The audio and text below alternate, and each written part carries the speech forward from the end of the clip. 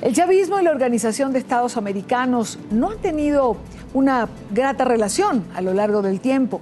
Mientras el fallecido comandante presidente Hugo Chávez Frías mandó a la organización literalmente al diablo, su heredero Nicolás Maduro la declaró moribunda. Una historia que ha estado marcada por las agresiones. Sin embargo, este mes, Venezuela asumió la presidencia del Consejo Permanente del organismo, de ese organismo al que tanto ha criticado.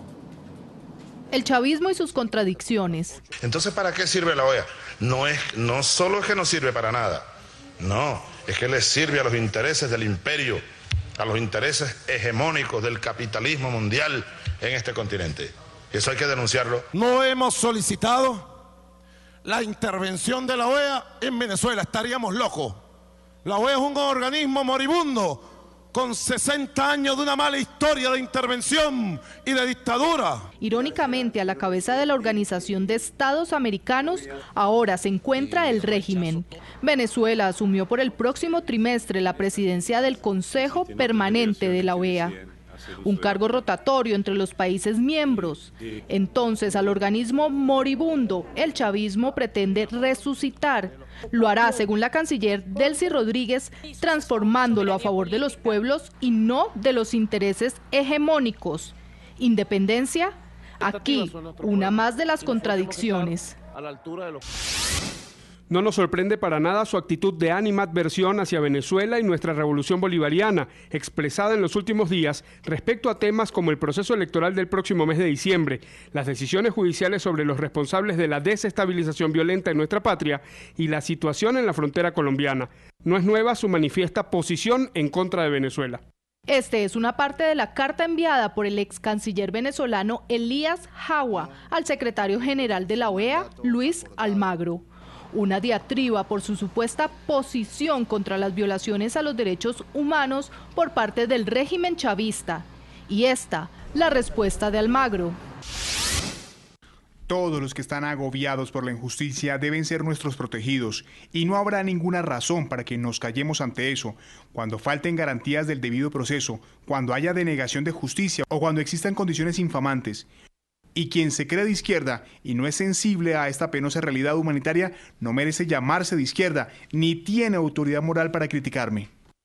En la misiva, el secretario general del organismo defendió las reuniones que sostuvo con la oposición venezolana, su visita a Colombia para conocer la crisis en la frontera común y su ofrecimiento de enviar una misión de observación electoral para los comicios parlamentarios del 6 de diciembre. Respeto a las diferencias ideológicas, a las zonas limítrofes, a la democracia. 3 posiciones de la Organización de Estados Americanos que incomodaron al chavismo.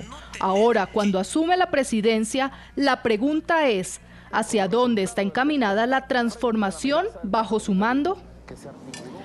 Quiero saludar a Guillermo Cochés, ex embajador de Panamá, precisamente ante la Organización de Estados Americanos. Embajador, buena tarde, gracias por estar con nosotros. Buenas tardes, Idania, un placer estar con el Canal de las Américas.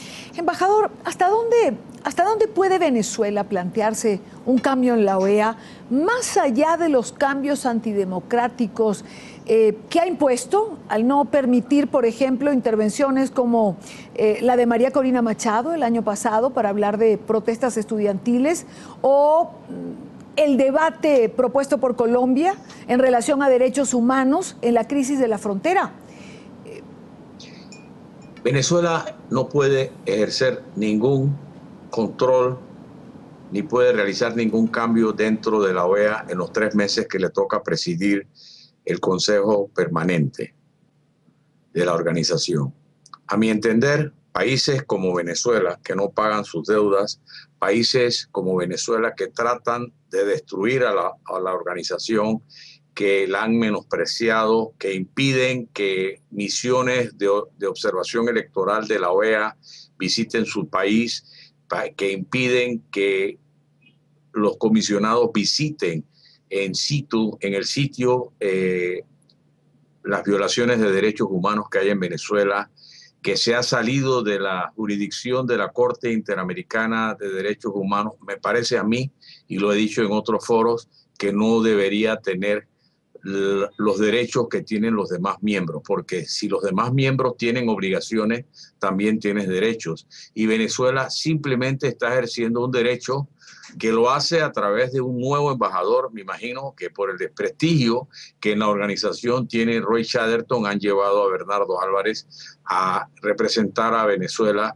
en el foro como presidente del Consejo Permanente de la OEA. Esta situación, a mi juicio, sienta un precedente nefasto, que te voy a mencionar un caso que se dio en el año 2010, cuando el presidente Álvaro Uribe trató de llevar a la OEA, a través de su embajador Luis Alfonso Hoyos, la presencia de bases militares de la FARC en territorio venezolano. El presidente del Consejo Permanente era Ecuador, y el gobierno de Ecuador trató de manipular a su embajador para impedir que Colombia pudiese llevar a Venezuela ante el Consejo Permanente, ante una reunión del Consejo Permanente. Sin embargo, las reglas del Consejo Permanente son muy claras. Cualquier país que solicite algo tiene que ser aceptado por el Consejo Permanente. ¿Cómo terminó el incidente? El incidente terminó que el embajador de Ecuador dignamente renunció a su cargo y asumió la representación el embajador de El Salvador, Joaquín Maza, que era el vicepresidente del Consejo Permanente, que también es un puesto rotativo. Y Colombia pudo llevar a Venezuela al Consejo Permanente. O sea, ellos van a tratar de manipular la OEA, pero la reglamentación que existe en materia de Consejo Permanente es muy clara y muy preciso. Además, se acostumbra que el presidente, el país donde es el presidente, prácticamente no hable, porque el embajador está representado, es el que tiene que presidir. Quien preside la OEA es el embajador, no puede ser un segundo ni un tercero, tiene que ser el mismo embajador. Ahora, y si él no cumple con las reglas, se pone a el vicepresidente. Claro, pero fíjese una cosa, embajador Cochés, la OEA se supone que se fundamenta en 4 pilares: democracia, derechos humanos, seguridad y desarrollo.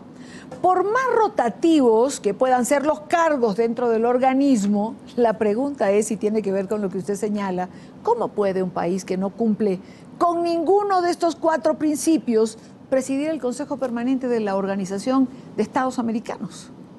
Para mí es una contradicción. Más aún cuando, repito, Venezuela hace todo lo posible por asfixiar a la OEA, no solamente incumpliendo con esos 4 principios que acabas de mencionar, esos 4 baluartes de la organización, sino no paga sus cuotas, no sé desde hace cuántos años, debe varios millones de dólares. O sea, así como yo tengo obligaciones, yo tengo derechos, yo tengo también obligaciones, y si no cumplo con mis obligaciones, no debo ser acreedor de mis derechos, ni los puedo ejercer. Esas son las inconsistencias de una organización como la OEA. Yo preveo que va a haber mucho choque entre el secretario general, Luis Almagro, que ha demostrado una dosis de independencia muy grande frente a Venezuela, que no le teme a los insultos de Venezuela como le temía José Miguel Insulza, y que está dispuesto a llevar la organización hacia adelante a pesar de todo lo que diga Venezuela. Lo hemos visto con la carta que le respondió Elías Agua. Sí, ciertamente. Y ahora que usted menciona al secretario Almagro, le pregunto, porque fue la duda de muchos cuando fue escogido secretario del organismo, ¿pensó usted que Almagro iba a tener precisamente esta independencia frente a Venezuela? ¿Que fuese a asumir las posiciones que ha asumido, claras, transparentes, frontales? Quiero decir que en julio yo visité la OEA y estuve con el secretario general Almagro, y se lo comenté. Nadie esperaba que él fuera a adoptar posiciones tan claras y tan determinantes, particularmente en el caso de Venezuela, y lo felicité y le di mi apoyo. Antes había tenido dudas, definitivamente. Su historial de izquierdista dentro del gobierno de Uruguay, su historial como canciller de un país que no manifestó mayor apoyo a Venezuela cuando lo necesitaba, cuando yo presenté la solicitud de lo que ocurría en la OEA en Venezuela en el 2013, cuando tomó posesión ilícitamente Nicolás Maduro el 10 de enero de 2013. Entonces había una predisposición frente a lo que iba a hacer Almagro. Sin embargo, me parece que está demostrando una independencia muy prístina y hay que aplaudirlo y apoyarlo. Pues quiero agradecer al embajador Cochés por haber estado con nosotros estos minutos en la tarde de NTN 24. Gracias, embajador, por acompañarnos. Hasta luego. Buenas tardes. Igualmente para usted.